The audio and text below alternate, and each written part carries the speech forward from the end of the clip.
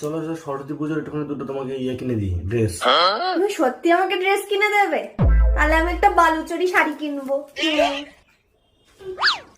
বাবা, ও দাদা, এটা এই দেখো কি? এটা বিচি টিপেছে।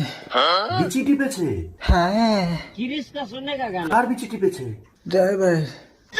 ড্রাইভারের? হ্যাঁ, কে টিপেছে? অসভ্য লোক। অসভ্য লোক?